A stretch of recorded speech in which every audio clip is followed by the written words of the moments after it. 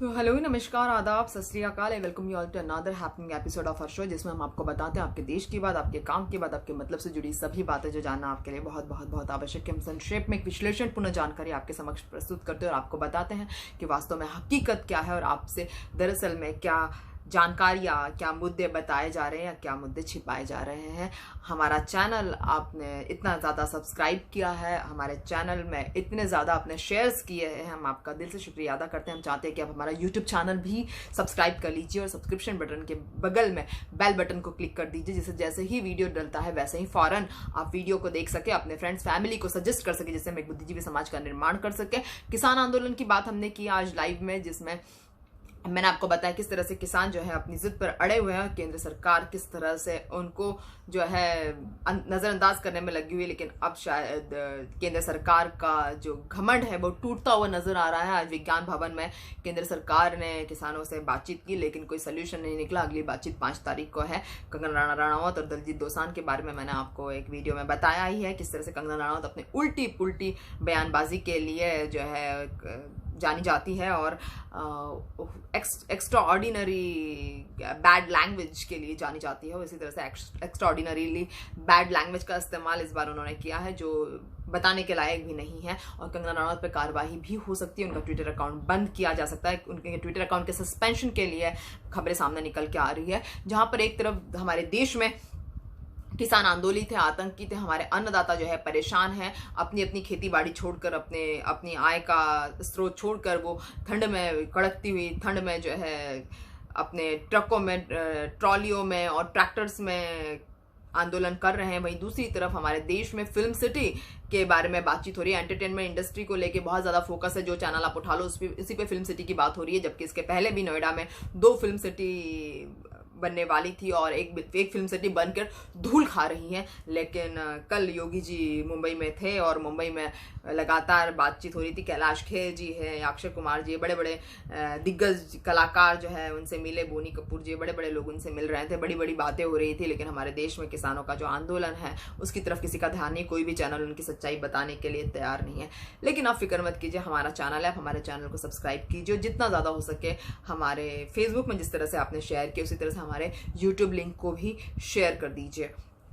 खैर आगे बढ़ते हैं कि हमारे यहाँ पर कर्नाटक के कृषि मंत्री जो है बीसी पाटिल ने बताया है कि जो किसान आत्महत्या करते हैं वो कायर हैं। किसानी जो है एक प्रॉफिटेबल बिजनेस है, किसानी करना अपने आप में एक अच्छा प्रॉफिटेबल बिजनेस है। अगर इस तरह से किसान आत्महत्या करते हैं, अपने परिवार का ध्यान रखना छोड़ के, अपने बीवी बच्चों को छोड़ के अगर किसान आत्महत्या कर देता है तो ऐसा किसान कायर किसान होता है। तो जो किसानों की आत्महत्या की तरफ ध्यान नहीं देना चाहिए, उन्होंने एक बेरुखी किसानों की तरफ दिखाई है।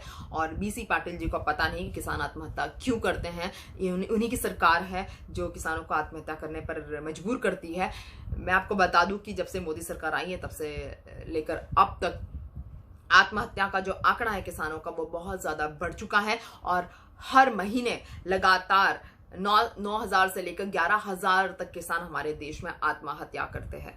तो खैर ये बीसी पाटिल जी का अपना टेक है, लेकिन हमारा टेक है कि हमारे किसान आत्महत्या हमारे सिस्टम की वजह से करते हैं। हमारे किसानों की नीड को, हमारे किसानों की ज़रूरतों का, हमारे किसानों की आय को हमने हमेशा हमारे देश में नज़रअंदाज किया। जबकि हमारा भारत देश एक कृषि प्रधान देश समझा जाता है, उसके बावजूद भी हम किसानों की सुख सुविधाओं का हम ध्यान नहीं रखते। वही सब कुछ जो है हमारी सरकार इस बार कर रही है, जो आपने आंखों देखे हाल है। इतना बड़ा किसान आंदोलन जो है कभी नहीं हुआ है। इतना बड़ा किसान आंदोलन जो है हमारे यहाँ पर हो रहा है। किसान कह रहे हैं कि 4 महीने लग जाए, 6 महीने लग जाए, 10 महीने लग जाए, साल भर लग जाए या 4 साल लग जाए, हम यहाँ से अपनी शर्तें मनवाए बिना नहीं जाएंगे। तो ये खैर बहुत बड़ी बात है। उसके बाद में जो सुखदेव सिंह ढींडसा और प्रकाश सिंह बादल जो मैंने आपको बताया, अमरिंदर सिंह, जिस तरह से ये सारे नेता जो दिग्गज नेता किसानों के पक्ष में खड़े हुए हैं, उनको आश्चर्य हो रहा है कि किस तरह से किसानों के साथ में इस तरह से केंद्र सरकार करने की हिम्मत कर सकती है, किसी भी देश की केंद्र सरकार। और बाहरी शक्तियां भी कई ज्यादा ताकतवर हो रही है इसमें। कनाडा के प्राइम मिनिस्टर का भी इसमें बयानबाजी आई है और बताया जा रहा है अमरिंदर सिंह की तरफ से कि पाकिस्तान भी एक्टिव हो सकता है, अफगानिस्तान भी एक्टिव हो सकता है, इस तरह के जो बाहरी शक्तियां हैं, बाहरी देश भी एक्टिव हो सकते हैं। तो हमारे देश की सुरक्षा के लिए, हमारे देश की अर्थव्यवस्था के लिए किसानों की बात मानना बहुत बहुत आवश्यक है। लेकिन मोदी जी लगातार बनारस से लेके गुजरात, गुजरात से लेके बिहार और जगह जगह जा रहे हैं, अपना लगातार दुनिया भर की उद्घोषणाएं कर रहे हैं, दुनिया भर के उद्घाटन कर रहे हैं, लेकिन किसानों से बातचीत करने के लिए ना तो मोदी जी के पास टाइम है, ना ही अमित शाह जी के पास में टाइम है। लेकिन ममता बनर्जी जो है इस बार बिल्कुल डटी हुई है, लगातार रोज बयानबाजी कर रही है ममता बनर्जी जी ने बताया है कि एसेंशियल कमोडिटी एक्ट के बारे में भी हम बात करेंगे। किसानों की मांग सुनना केंद्र सरकार के लिए बहुत जरूरी है, किसानों को नजरअंदाज करना केंद्र सरकार के लिए और हमारे देश के लिए बहुत घातक साबित हो सकता है, ऐसा ममता बनर्जी जी ने बताया। उन्होंने बताया कि एसेंशियल कमोडिटी एक्ट के बारे में वो कल अपनी मीटिंग बुलाकर, विधानसभा में मीटिंग बुलाकर वो बात करेगी कि एसेंशियल कमोडिटी एक्ट की वजह से महंगाई किस तरह से बढ़ रही है। उसके बाद में अगर हम बात करेंगे तो रजनीकांत जी है जो हमारे तमिलनाडु के सुपरस्टार है, उन्होंने बताया कि वो ना तो बीजेपी ज्वाइन करेंगे ना किसी और पार्टी को ज्वाइन करेंगे, वो अपनी खुद की पार्टी बनाएंगे और अपनी पार्टी की उद्घोषणा जो है, अपनी पार्टी का डिक्लेरेशन जो है 31 दिसंबर को वो करने जा रहे हैं। और 31 दिसंबर को रजनीकांत जो है बताएंगे ऑफिशियली कि वो कौन सी पार्टी है जिसमें वो रहेंगे और वो आगे तमिलनाडु में विधानसभा चुनाव आने वाले, जिसके लिए रजनीकांत जी की तैयारियां जो है वो बिल्कुल सर पर दौड़ रही है और वो अपनी पूरी फॉर्म में है। वहीं शिवराज सिंह चौहान एमपी से बता रहे हैं कि अगर धर्मांतरण करके हमारी बेटियों को बहला फुसला के अगर शादी की गई तो मैं ईंट से ईंट बजा दूंगा, मैं तोड़ दूंगा और मैं तबाह कर दूंगा। तो शिवराज सिंह चौहान जी का अपना टेक है कि अगर एमपी में अगर आप हैं और अगर आप शिवराज सिंह चौहान जी की सरकार में अगर आप हैं और अगर आप धर्मांतरण करके शादी करने की जिद करते तो आपको तोड़ दिया जाएगा, आपको बिल्कुल तबाह कर दिया जाएगा। इस तरह से शिवराज सिंह चौहान ने धर्मांतरण मतलब मुस्लिम बनाकर लड़की को शादी करने पर अपनी टिप्पणियां दी हुई है और बताया है कि किसी भी लड़की को बहला फुसला के शादी करना उनके राज्य में बहुत ज़्यादा महंगा पड़ सकता है। तो यही बात है। अगर कोरोना की बात करेंगे तो हमारे देश में कोरोना के मामले जो है अब पहले जितने तो 1 लाख तो नहीं आ रहे डेली के, लेकिन हमारे यहाँ के आंकड़े जो है 35 से 38,000 40,000 तक के आंकड़े संक्रमितों के रोज आ रहे हैं, जिसके बीच में किसानों का आंदोलन करना अपने आप में खतरनाक साबित हो सकता है किसानों के लिए। लेकिन हमारी सरकार जो है उस बात से नाखबर होने की एक्ट कर रही है, नाखबर होने का ढोंग कर रही है, जो हमारे लिए ठीक नहीं है। हमारे अन्नदाता जो है वो परेशान है अपने फ्यूचर को लेके, लेकिन सरकार जो है प्राइवेटाइजेशन कर रही है। अन्नदाता तो ये कह रहे हैं कि क्यों नहीं आप अडानी अंबानी जी को, जिस तरह से कांग्रेस की सरकार में टाटा बिरला चलते थे उसी तरह से आज बीजेपी की सरकार में अडानी अंबानी जैसे परिवार चल रहे हैं, तो क्यों ना आप सरकार उठा के अडानी अंबानी को दे देते हैं, अडानी जी को प्राइम मिनिस्टर और अंबानी जी को चीफ मिनिस्टर या राष्ट्रपति क्यों नहीं बना देते। इस तरह की बातें सामने निकल के आ रही है और कई सारी किसानों को सपोर्ट करने वाली संस्थाएं हैं, 30 से 40 संस्थाएं जो किसानों को लगातार सपोर्ट कर रही है। किसानों को जिस तरह का तगड़ा सपोर्ट मिल रहा है कहीं ना कहीं तो कुछ कमी है, लेकिन मोदी सरकार के मंत्री लगातार ये बताने को आमादा है कि ये जो बिल है 3 काले कानून जो है किसानों के फायदे के हैं। किसान चाहते कि उनका फायदा ना हो, वो फायदा चाहते ही नहीं, लेकिन जबरदस्ती उनके ऊपर फायदा थोपा जा रहा है।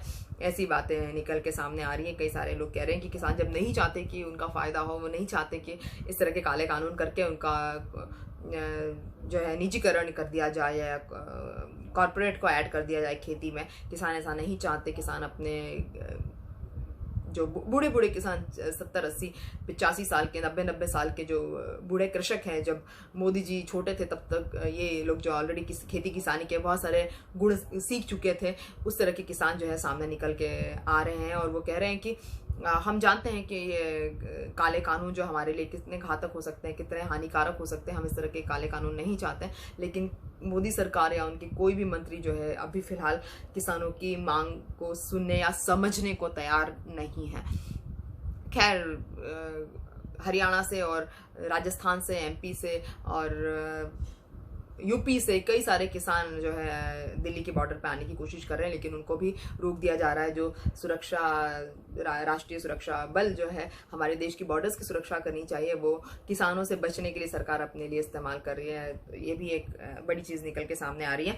इसी बीच में अमरिंदर सिंह ने जो है केजरीवाल जी पर आरोप कसा है कि दिल्ली में जो 3 किसान कानून है वो केजरीवाल जी ने लगा दिए, कि जबकि केजरीवाल जी का ये कहना है कि अमरिंदर सिंह जो कैप्टन अमरिंदर सिंह जो है वो बीजेपी के प्रेशर में है, उस तरह की बहकी बहकी बातें कर रहे हैं। कोई भी मुख्यमंत्री जो है 3 काले कानून जो है केंद्र सरकार द्वारा लागू किए गए हैं, तो तीनों काले कानून जो है राष्ट्रपति की सिग्नेचर करके केंद्र सरकार द्वारा लागू किए गए, तो कोई भी मुख्यमंत्री इसको कैसे लागू कर सकता है। अमरिंदर सिंह जो है वो हताश है, निराश है। बीजेपी सरकार ने उनके पीछे, उनके परिवार वालों के पीछे ईडी की टीम लगा रखी है, इसलिए कैप्टन अमरिंदर सिंह जो बहकी बहकी सी बातें कर रहे हैं। कैप्टन अमरिंदर सिंह जो है वो समझते हैं सब कुछ, जानते हैं सब कुछ, लेकिन उसके बावजूद भी वो केजरीवाल जी पर आरोप लगा रहे हैं। तो केजरीवाल जी का ये कहना है कि कैप्टन अमरिंदर सिंह ऐसा बीजेपी के प्रेशर में कर रहे हैं। कैप्टन अमरिंदर सिंह के द्वारा केजरीवाल जी के लिए इस तरह की बेबाकी से आरोप लगाना किसी को समझ में नहीं आ रहा है, लेकिन बताया ये जा रहा है कि कैप्टन अमरिंदर सिंह जो है वो पिछले कुछ दिनों से गृह मंत्री अमित शाह से मिल रहे हैं, और इसी का नतीजा है कि वो केजरीवाल जी पर उल्टी पुल्टी बयानबाजी कर रहे हैं।